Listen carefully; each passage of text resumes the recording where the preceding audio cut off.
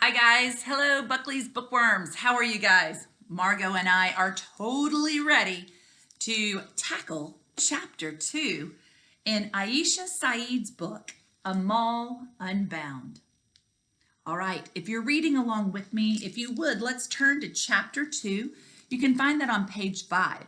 Today we're going to read chapter 2 and 3. I think we'll stick to 2 chapters for each video. Think that'll work. You can always watch more if you'd like. All right, are you on page 5? Chapter 2? Let's do this. I raced down the school's gravel walkway to catch up with Seema and Hafsa. The sun blazed overhead, warming my chador and my hair beneath it. A chador is a piece of cloth that some Muslim women wear over their head and their upper body. Look it up, you'll see. But it does, it covers all of their hair and all of their upper body. I'm buying Miss Sadia one of those bells I see on TV. You know, the kind that rings when class is over? Hafsa grumbled. She doesn't always keep us late, I protested. Remember last week? Hafsa said, how she went on and on about constellations. By the time I got home, my brothers were out of their school clothes and halfway through their homework.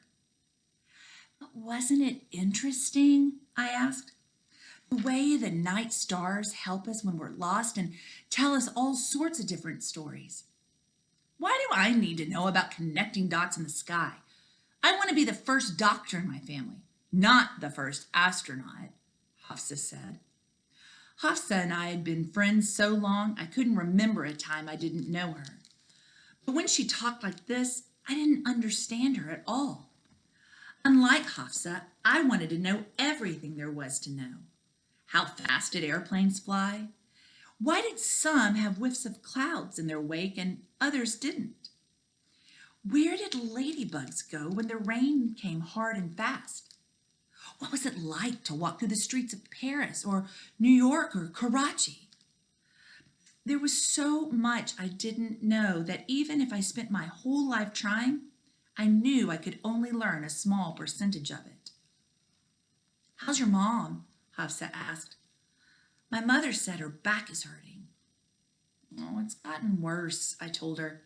She couldn't get out of bed yesterday. Well, my mother said that's a good sign. Backaches mean a boy, Hafsa said. I know that would make your parents happy. It would be fun to have a brother, I said. There it is. Look at the door, Hafsa said when we turned the bend towards our homes.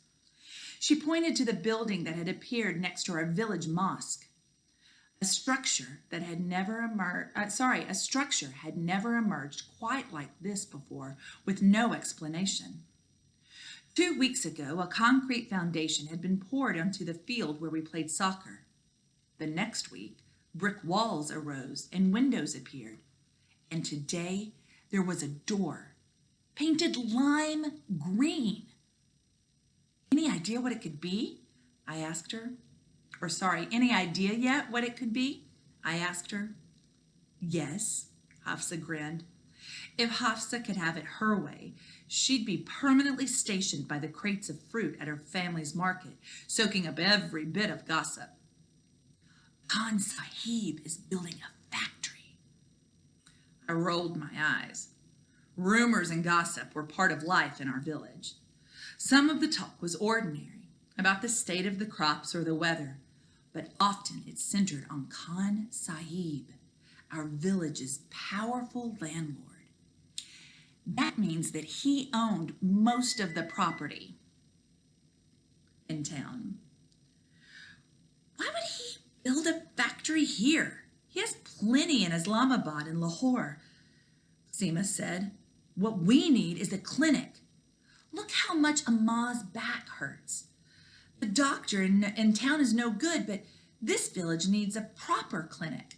Now, Amal is another word for mother. So that's what they will call their mother. And then Abu is father. Do you really think Khan Sahib would put up anything to help us? Hafsa scoffed. Maybe it's not him building it, I suggested. Look at the fancy green door. Who else has time and money to waste like that? You know I'm right. Any unexplainable situation was always pinned to Khan Sahib. He was the mysterious figure I'd heard of all my life, but never seen. When I was younger, he loomed large and scary like a character in a horror story. Sure, he's the one who breathes fire when he talks, right? I rolled my eyes. Didn't he pick all the fruit off of Naima's guava tree? Seema winked. Well, I heard he's why we've had no rain for months, I continued. I don't care what I hear, Hafsa huffed. I just report it. We'll find out soon enough. I hooked my arms through Seema's. But in the meantime, let's hope it's a clinic. Hafsa's house came first on our path, just past the post office. Then came mine. I saw it in the distance, gray like the others surrounding it, except for the roses my mother planted around its border just before I was born. They still bloomed each spring around this time, without fail. It's why spring was my favorite time of year. My friend Omar pedaled past us in his blue and khaki school uniform. He chimed his bell on his bike 3 times, our signal to meet. The stream. That's the direction he was headed in. Oh no! I looked at my book bag. I left my exam in class. Again? Hafsa frowned. Tell Amal I won't be long, I asked Seema. Seema hesitated. Our father would be coming home soon, but she knew Omar didn't chime his bicycle bell 3 times unless it was important. Okay, Seema nodded. Hurry. Chapter 3. Omar waited for me by the narrow stream that sliced through the length of our village. This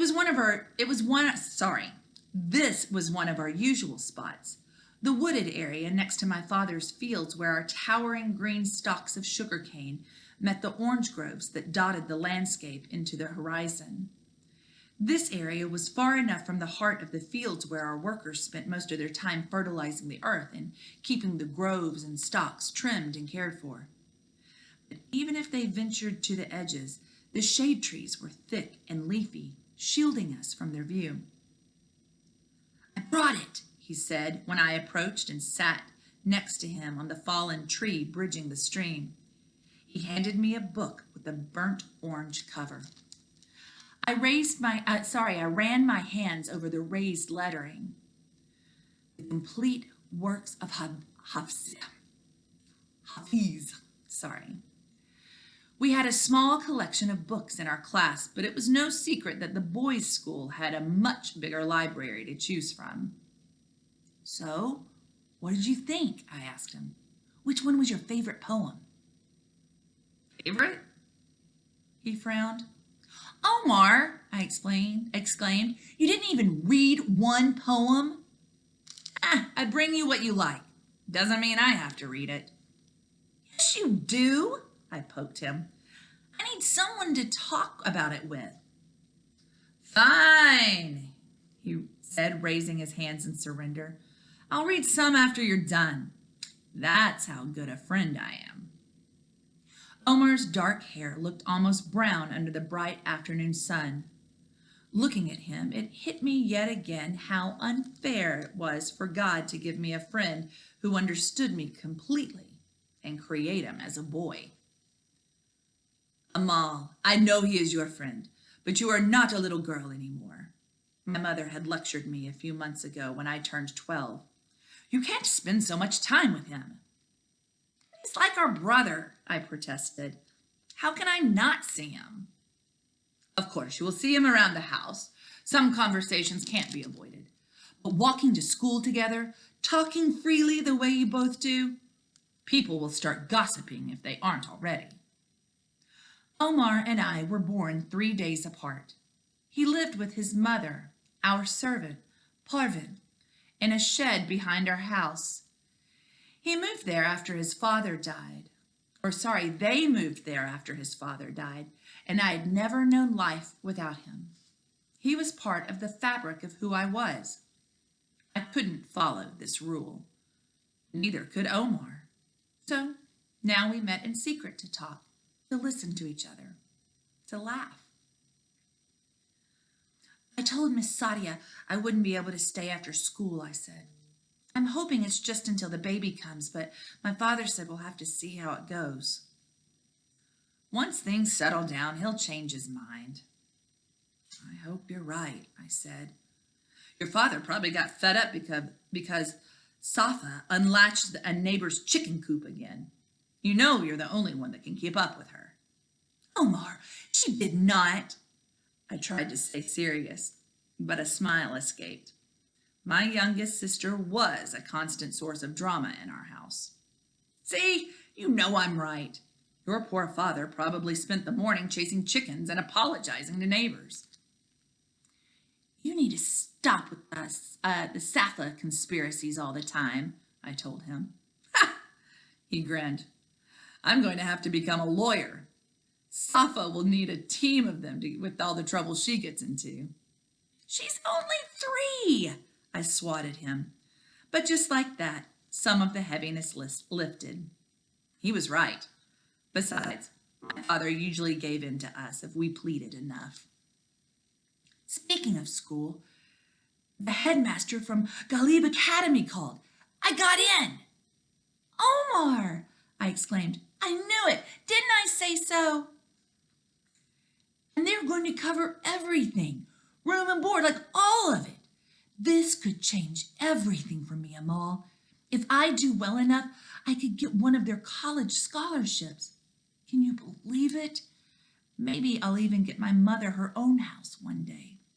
Remember, his mother is Amal's servant. So he's hoping for a better life for his family, and he knows that education is his only way. I hugged him. Omar had been attending the school across from mine, but Ghalib was one of the best schools around, a boys' boarding school a few towns over. Attending it was a lucky break for a servant's son like Omar. He was right. It could truly change everything for him. Wonder what the library's like there, I said. Well, that was fast, he laughed. Can I settle into the school first before you have me hunting down books for you? No way, I said. But I bet they'll have more books than both our classrooms combined. And Hafsa told me some boarding schools have cafeterias with all the food you can eat and televisions in the bedroom. I don't know about that, he said, but they do have an after-school chess club and a debate team.